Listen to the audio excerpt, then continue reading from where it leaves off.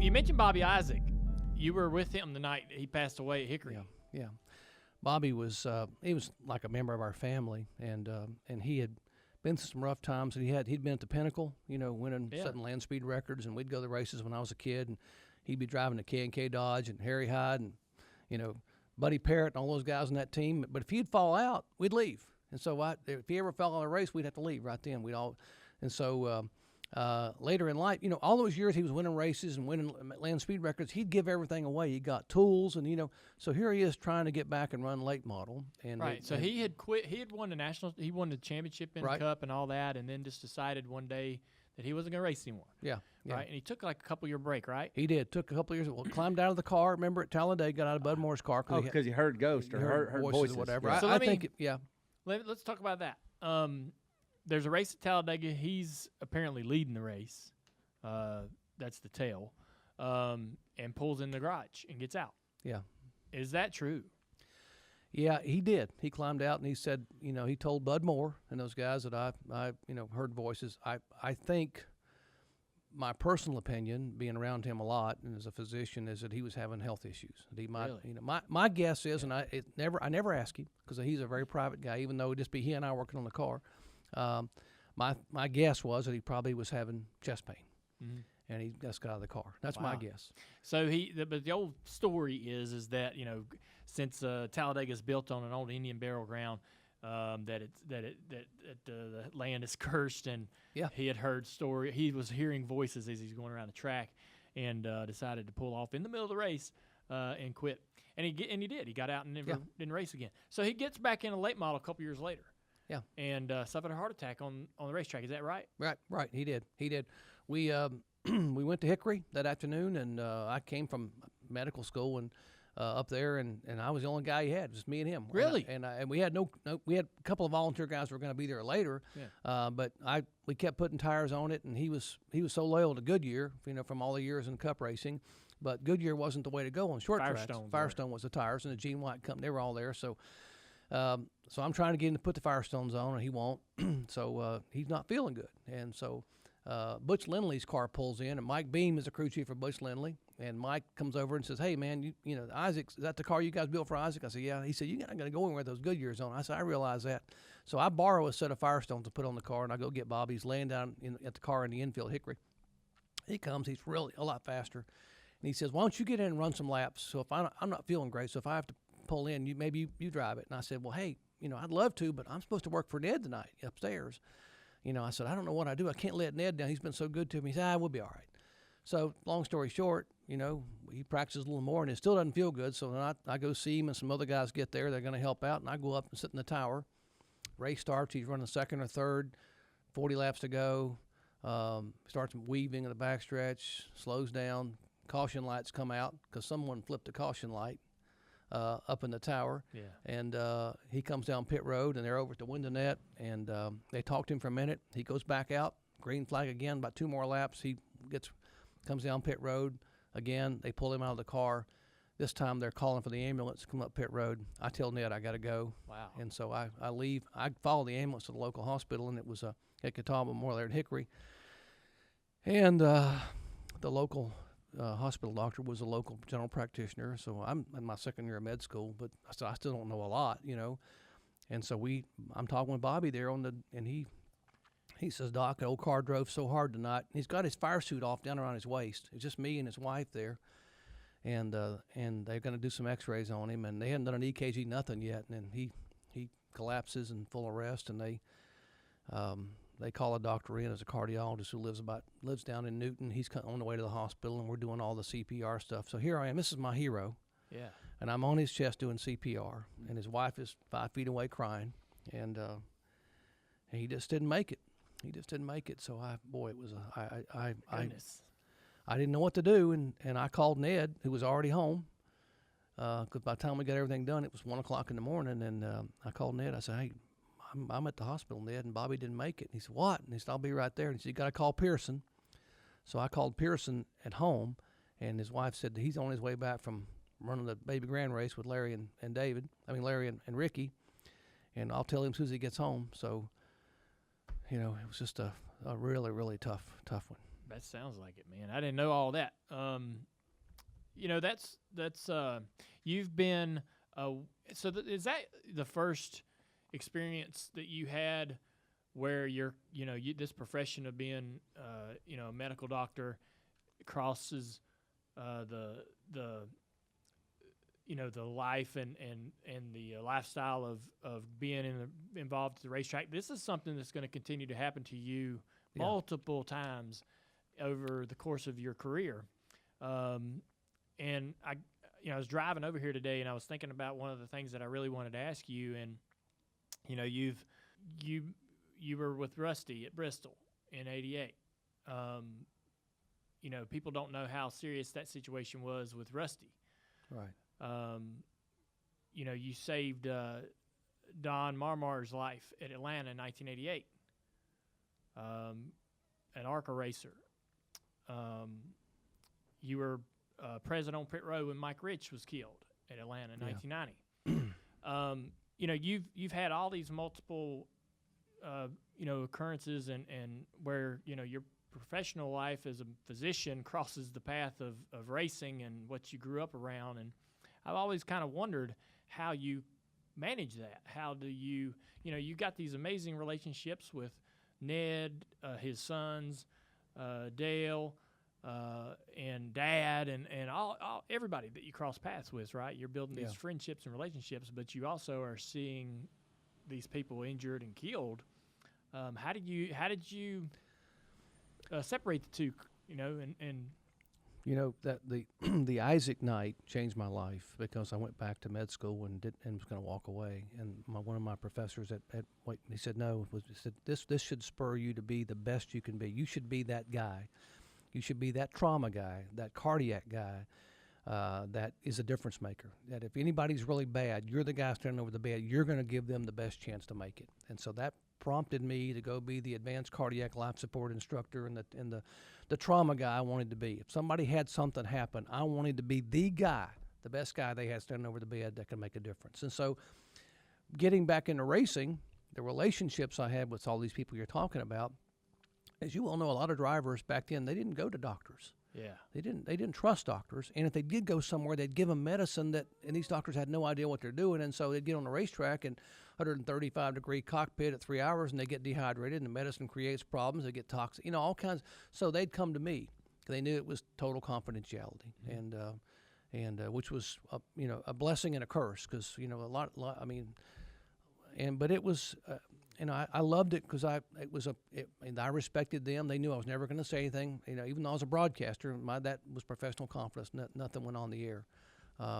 But it was tough. I had the points leader one night back before we had motor coaches. They were at the hotel in Wilkesboro, North Wilkesboro, and he's on the front row, and he's the points leader for a cup. And he calls me at 2:00 in the morning, and he's down the hallway having a heart attack, he thinks. And I run down there, and one of his crew members is already at the door, and we go in. He's balled up on the floor, all sweaty, and turns out it wasn't a heart attack. It was a gallbladder attack. And so we get him. I always carried a little bag with me. We get him tuned up, and I said, tomorrow morning we're gonna see how you're doing. I said, my whole deal with these guys is I'll do everything I can to help you, but I will not let you put yourself or somebody else in jeopardy at the racetrack. If you'll listen to what I tell you, and I'll do my darndest to get you tuned up. I called the helicopter at Winston-Salem Baptist Hospital. It was coming to Wilkesboro. Said, bring this and this and this tomorrow. I want to give this guy some IV fluids in the morning, which we did. Nobody knew about it. And he got in Junior's car and drove the race, So that happened time and time again, and it was just the relationships, people break a rib and needed it to be blocked and because they could drive and, that kind of stuff happened. So it was, it was. You sort of, did you sort of, I think that's amazing that you say you positioned yourself mentally to where if those guys are going to be in need, you want to be the guy that was there. Yeah. You wanted you having that relationship with them made you want to be there available for them in that moment when they needed you the most or needed somebody like you the most. But I have to imagine that some of those situations were so. Racing's a violent sport, and some of those situations, I don't know how you could put some of that stuff away and go back the next week and keep going, keep doing it. I don't know. I always wonder that about you, because a lot, when I was a kid, I thought you were a doctor at the racetrack. You know, because people called you Dr. Jerry Punch. Yeah. And you were often helping people. Yeah. We're trying. And but I know now that you were a broadcaster. Right. And there you had a doctor. Yeah. And that you did that ever become how do you manage that, and what is the etiquette in the field where there is a medical staff at the track? They are there to provide assistance to anybody who's going to be in any kind of problem, but you're a doctor, you're going to jump into action if you see something and somebody who needs help. So how does that work when there was an accident at the track and somebody was hurt, and you're on the scene? How do you work with the team that's already there and responsible for that event? Well, in the early years, NASCAR is different now. It's so much more sophisticated now. In the early years, they really, at times, until race day, there wasn't a doctor there. It wasn't a doctor there when Rusty flipped at Bristol. There wasn't. The doctor they had at Atlanta back in the old days in Atlanta was just a semi-retired general practitioner who really wasn't trauma trained. That's what I did for a living, 6 days a week. So when Don Marmor hit, and I ended up going up there and being involved with that. We're doing the full cardiac, we're doing the full trauma code on him, trying to keep him alive until I can get the helicopter there. I'm on the phone with the helicopter and I'm dealing with him. How do you have that? So seconds, you have seconds to make these. Yeah. How are you on the phone? Like, how do are you going into the event with all that stuff prepared? No. I was doing pit road for the ARCA race. And I'm down at turn 1 where all the leaders are on the pit road, and I know that, and it's not a live race; it's being taped.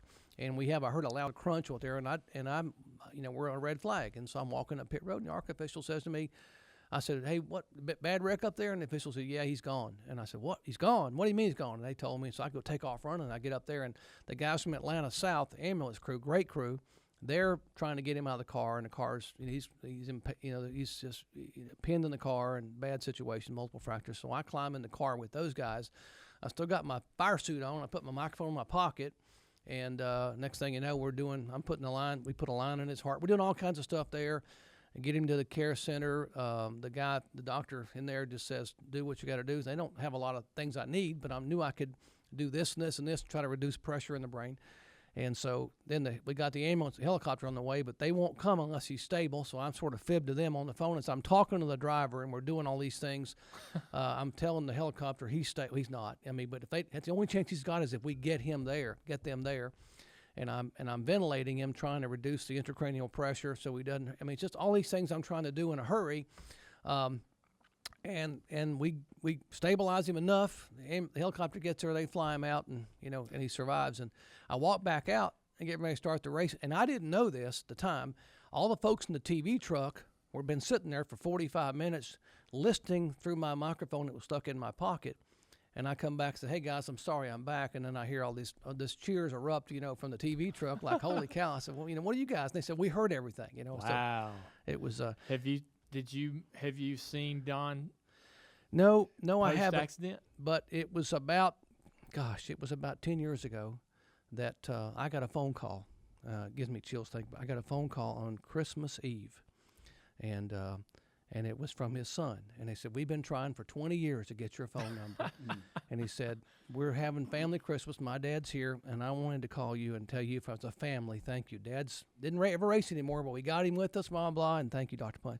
That meant more to me, that thank you from that family there up in the Chicago area. So it was pretty cool. That's incredible. I still don't know how he managed it. Like you ask, how are you able to manage both? Yeah, and I think I've come to the conclusion that it's just a gift, Doc. I don't know how you were able to. I know how hard TV is. Yeah. I know I've heard how hard it is to be a doctor. I can only imagine how you could just switch it on and off and be at the ready. It really reminds me, and I don't want to underplay this because you're just such a treasure to the sport. But like that beautiful scene in Field of Dreams, which is one of my favorite movies, where Dr. Moonlight Graham is playing. He's doing what he loves. He's got that opportunity, and then there's that emergency where he crosses the line, and all of a sudden he's a doctor, saves the girl's life. You are a real-time Moonlight Graham, is what you are. No, really. Yeah. like it's an amazing thing. I was telling Dale before the show, like I didn't realize everybody knew the Rusty Wallace story, which we can get into that. But I'm like, I didn't realize you saved that many people. Like all the people. I didn't know that Rusty was in bad shape that day. Well, you know, when he hit and tumbled and rolled, and I went to the car, and he wasn't breathing, and I'm literally. From me to you, when the car comes to rest, I'm standing on pit road talking to Rick Bass, getting ready. It happened right in front of everybody in the middle of practice. Exactly. And it was just him and your dad on the racetrack, and he cuts a tire and balls you and rubs a tire, and he hits the wall. And I look up, and I heard this crunch. I look up, and I see this Pontiac Grand Prix. It looks like a punch, spiraling nose first up. And then it gets in the air, and the wind catches it, and it turns sideways and comes down and then barrel rolls 4 or 5 times and comes to rest with the front of the car on the pit wall. And I'm literally, from me to Junior, from the car. And I jump over the pit wall, and the roof is pushed down. The window net's buckled down. I can't get the window net off, but I can see Rusty slumped over. He had an open-face helmet. Slumped over in the car and blood out of both sides of his mouth. And I could see his uniform. He's not breathing. He's not moving. So, I'm trying to get my hands through the window net just to grab his airway, because I figured if he's bleeding into his mouth or whatever, I can at least get his jaw pulled forward to try to get some semblance of an airway. And then next thing I know, I hear someone yelling, it's your dad. He stopped his car right behind Rusty's and jumps out. He's screaming, what can I do? What can I do? I said, you got to get this roof off, Dale. I got to get to him.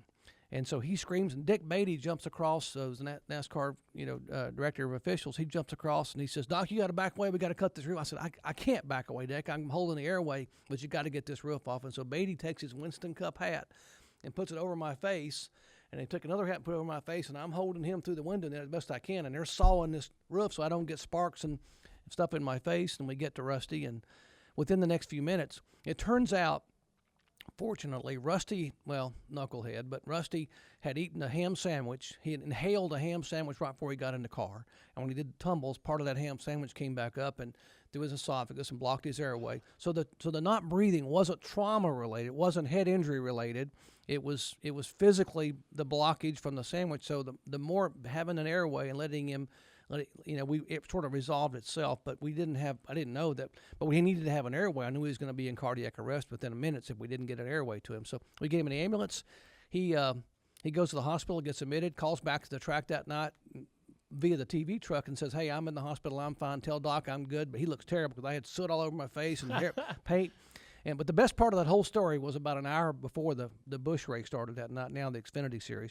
Your dad comes walking down pit road, right to me as I'm getting ready to start the race, as a pit reporter. And he says, hey, said, you probably saved Rusty Wallace's life today. And I'm looking at him like that. And he said, I don't know. He said, why would you do that? Why would anybody do that? And I said, did he stroke that big mustache? So anyway, we got lucky that day. Was he unconscious through that whole thing? Yeah. When did he regain consciousness? Right when we got him in the ambulance and got him on the backboard and lifted him out through the roof and got him in the ambulance. And I went in, the ambulance was parked right on the straightaway. We got an IV in him, and he's starting to, and we were going to suction him out, and he started breathing a little bit more. The uniform started moving, and we were getting ready to intubate him and put a tube in, and he didn't have to. He was breathing on his own. So he started coming around in the ambulance. And were y'all broadcasting practice? No. Okay, so you weren't working at the time. I wasn't working. I was just doing some homework, talking to actually Rick Mass, one of the Busch Series drivers, and getting ready to run that night. Were you ever at the track as a doctor first? I did physicals. Daytona. I worked the infield care center. That's where I started. When I worked the infield care center, I'd go there and work. I'd work the mornings, and then I'd go do the PA in the afternoon. What year was that? I mean, gosh, 80, 81, 82. Early 80s. Early 80s. And I would go, and then during the speed weeks, we initially would do driver physicals down there. And so I did a ton of guys that I got to know, Bobby Allison, AJ Ford. All these guys would come in and they'd ask for me because they'd try to talk me out of doing the exam. And I'd say, guys, this has got to be a complete physical. I wouldn't be doing you oh, yes, you would. I said, no, I wouldn't be doing you a service if I didn't do the complete exam. Oh, yes, you would. Do you want to hear the rest of that conversation with Dr. Jerry Punch?